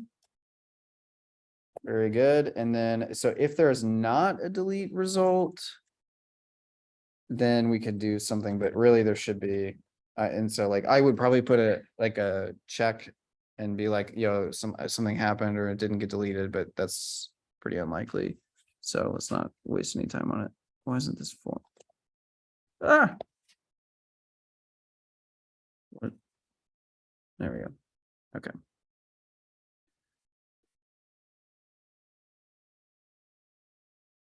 All right, cool. So now we can delete something else.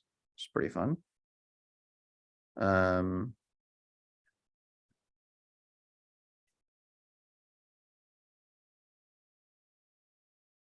So this doesn't exist. Maybe not. That ID doesn't exist anymore, right? So I don't know what, yeah, so we're getting our 404. And we don't. I think our page.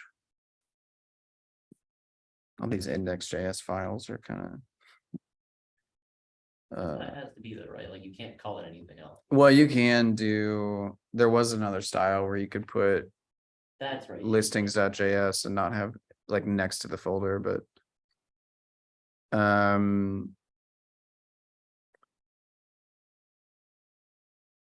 Oh, that's listings. So we had, this is where we are, like the no data would be helpful thing. So we need,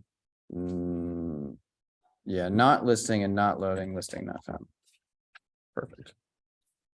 So there we go. So that ID has been deleted. So maybe someone still had that ID saved or something like that in their text messages. It got deleted and now it's not there. So you need to show something for that.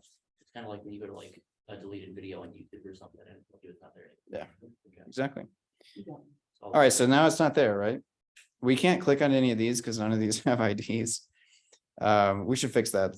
That'd be nice to fix, but let's make another one.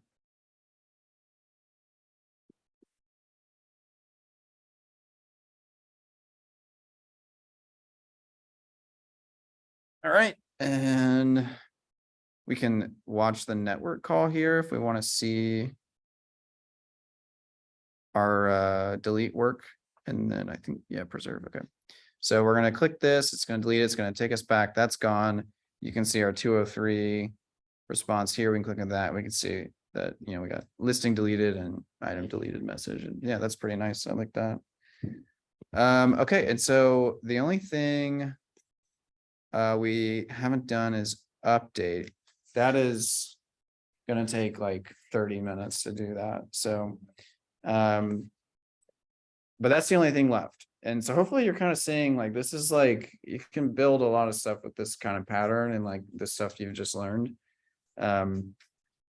So we've got Wednesday and Saturday, that's it, that's left. Wow. Wow. Yeah, Wow. Sped through it, man. yeah.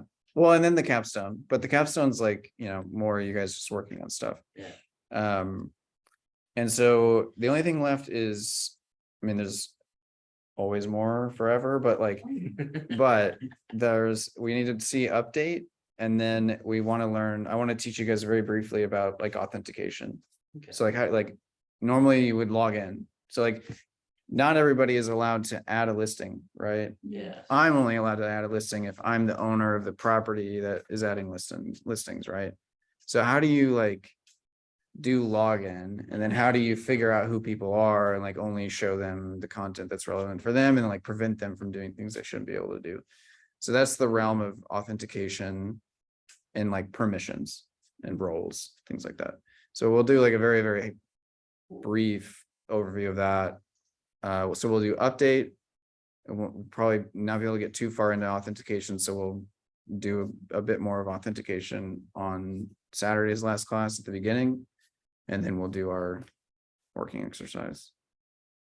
So our capstone will be like set up on a Wednesday and we'll work on a Saturday, so we've got see Saturday, when we start the capstone, how many days can we get? So the capstone is like, we'll have like a thing that we're working on, like a project. And typically we would just be getting together on Saturday and we would do groups. Okay. So you'd have like a team, but not like the full class. Uh, And you'd be working and pairing together. And then you guys can work on it as much as you want outside of the Saturday. We won't meet on Wednesday, but you could meet with your team on Wednesday if you wanted to. But yeah, so the main mechanism is just the Saturday class, and then I'll like answer any questions on Saturday and show anything complicated that needs to happen.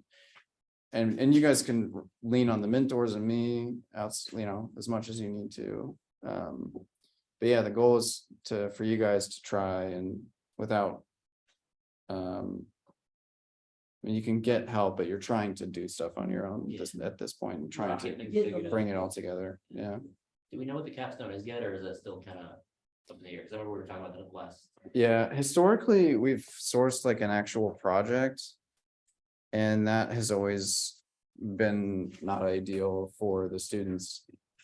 Cause Too it's much. gotta move in a certain direction. Yeah, and it's like, projects aren't exactly, like the needs of the project aren't exactly what we've learned. But like what you need to be doing is applying what you've learned.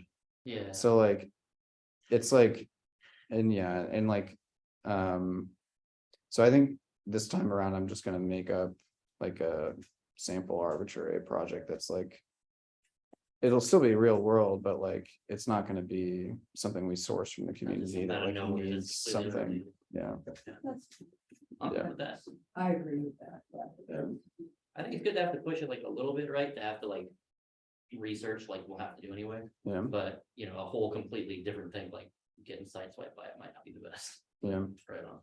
That's why what I was thinking is maybe like the introduction on that Wednesday prior to that.